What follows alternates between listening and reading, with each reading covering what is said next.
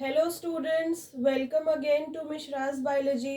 आज का जो हमारा टॉपिक ऑफ डिस्कशन है वो है ट्रांसपोर्टेशन इन प्लांट्स। पहले ट्रांसपोर्टेशन का मतलब समझ लेते हैं। जो भी ग्लूकोज, ऑक्सीजन, जो भी चीज़ें एक एनिमल को या कोई भी ऑर्गेनिज्म को चाहिए होती हैं टू फंक्शन, उसका जो भी पूरे बॉडी में सर्कुलेशन होता है वो ट्रांसपोर्टेशन होता है, राइट।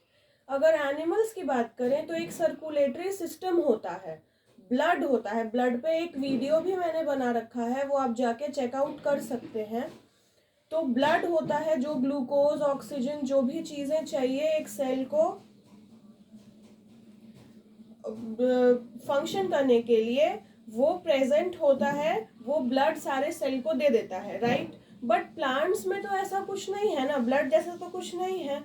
तो वहाँ इनका कंडक्शन कौन करेगा, यही पढ़ते हैं इस टॉपिक में कि जो वाटर चाहिए प्लांट्स को, जो फूड चाहिए प्लांट्स को, वो किसके थ्रू पूरे प्लांट बॉडी में सर्कुलेट होगा, राइट। अगर फूड सर्कुलेशन की बात की जाए तो उसको ट्रांसलोकेशन कहते हैं। वो टॉपिक इस वीडियो के बाद बनाएंगे। अभी जो वाटर एंड मिनरल्स का ट्रांसपोर्टेशन है उस पर फोकस करते हैं, ठीक है। तो आइए जानते हैं। आपने जाइलम एंड फ्लोएम का नाम सुना होगा। ये एक टिश्यू प्रेजेंट होता है प्लांट्स में। वो क्या है, कैसे प्लांट्स का जो टिश्यू सिस्टम है वो डिवाइडेड है, पहले वो जान लेते हैं। प्लांट का जो टिश्यू है वो दो टाइप्स का होता है, एक मेरिस्टेमेटिक एंड परमानेंट, ठीक है। आज जो हमारा फोकस होगा वो परमानेंट टिश्यू पे होगा। दोनों में डिफरेंस बता देते हैं। मेरिस्टेमेटिक टिश्यू हमेशा रैपिड उसमें ग्रोथ या फिर उसमें डिवीजन होते रहता है, but permanent as the name suggest वो परमानेंट है, उसमें कोई भी फर्दर मल्टीप्लिकेशन या डिवीजन नहीं होता। तो परमानेंट भी फिर दो टाइप्स का होता है। आपने मेरिस्टेमेटिक में इंटर कैलरी, लैटरल, ये सब नाम सुना होगा। परमानेंट में सिंपल एंड कॉम्प्लेक्स। सिंपल में आता है पैरेन्काइमा, कॉलेनकाइमा, स्क्लेरेन्काइमा। ये सब का अभी हम लोगों को जरूरत नहीं है। अभी जो हमारा फोकस रहना चाहिए वो कॉम्प्लेक्स टिश्यू पे होना चाहिए। कॉम्प्लेक्स टिश्यू फिर फर्दर डिवाइडेड है फ्लोएम एंड जाइलम में, जो कि अभी हम लोगों का नीड है, जो कि अभी हम लोग को समझना है, वो यही दो टिश्यूज हैं, राइट। ये xylem and phloem further 4 parts में डिवाइडेड होते हैं। जाइलम में दो अभी इंपॉर्टेंट है, जैसे वेजल्स और ट्रैकीड्स नाम सुना होगा। फिर जाइलम और दो पार्ट्स में डिवाइडेड है। फ्लोएम में सीव ट्यूब है, फ्लोएम फाइबर्स है, वो चीज़ है, ये ट्रांसलोकेशन में बताएंगे। ट्रांसपोर्टेशन में अभी जो हमारा नीड है वो वेजल्स और ट्रेकीड्स को जानना है, ठीक है। तो अब आप समझ गए होंगे कि जाइलम और फ्लोएम आया कहाँ से, तो वो इस प्लांट टिश्यू के डिवीजन से आया है, ठीक है। अब system to absorb and transport water and minerals from roots to leaf, इसलिए जाइलम जरूरी है। एक बात तो पता होगा ना कि जो वाटर में, जो प्लांट्स को वाटर चाहिए वो रूट अब्जॉर्ब करता है, ठीक है। और वो अगेंस्ट ग्रेविटी जाना होगा। तो आप समझ सकते हैं कि कितना प्रेशर चाहिए रूट को कि वो पूरे एरियल पार्ट्स तक and tip of the plant या ट्री तक उस वाटर को पहुंचा सके, ठीक है। तो अगेंस्ट द ग्रेविटी है तो एक प्रेशर तो लगेगा ना, और ये प्रेशर बहुत हाई होना चाहिए, क्योंकि अगर मान लीजिए छोटे छोटे प्लांट्स हैं, हर्ब्स हैं, श्रब्स हैं, तो हाइट कम है, ज़्यादा प्रेशर ना भी लगे तो वाटर कंडक्ट हो जाएगा। बट जो सबसे लॉन्गेस्ट ट्री है वो 150 फीट का है, ठीक है। कैलिफोर्निया में है, केल्प है, वो सबसे अभी तक का लॉन्गेस्ट ट्री है। 150 फीट, आप इमेजिन करिए कि कितना ऊंचा होगा, और उसके टिप ऑफ द ट्री तक या उसके एरियल पार्ट्स तक हर जगह पानी पहुंचना, वाटर मिनरल पहुंचना जरूरी है। तो कितना प्रेशर चाहिए प्लांट्स को, और ऐसा क्या थियरी है कि वो पानी ऊपर तक पहुंच पाता है, तो उसी के लिए ट्रांसपोर्टेशन हम लोग आज पढ़ रहे हैं। इसके दो स्टेप्स होते हैं।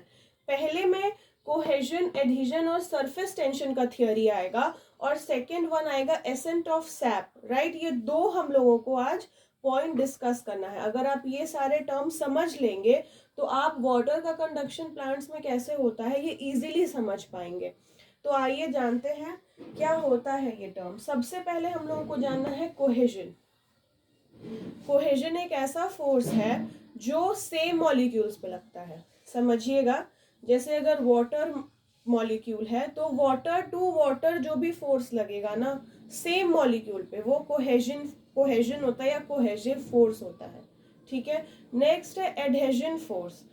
वो होता है जो एक मॉलिक्यूल दूसरे मॉलिक्यूल पे लगाता है। जैसे वाटर मॉलिक्यूल अगर किसी और मॉलिक्यूल पे वो फोर्स लगाएगा तो वो एडहेजन होता है।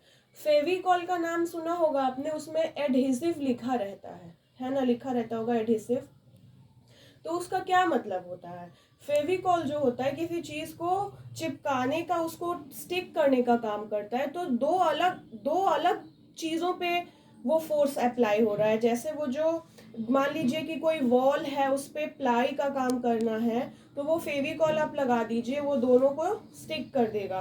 तो ये दो डिफरेंट पार्टिकल्स, दो डिफरेंट ऑब्जेक्ट्स का फोर्स लग रहा है ना, तो वही एडहेजन होता है। जो सिमिलर चीजों पे फोर्स लगे दैट इज कोहेजन, और जो डिफरेंट चीजों पे लगता है फोर्स वो एडहेजन होता है। ठीक है, और तीसरा हुआ सरफेस टेंशन। तो अब आप ध्यान दीजिए कि ये पानी ऊपर में चढ़ेगा कैसे। रूट पानी ले लिया, ठीक है, वो रूट प्रेशर है, वो ट्रांसपोर्टेशन का पार्ट नहीं है, वो रूट प्रेशर है।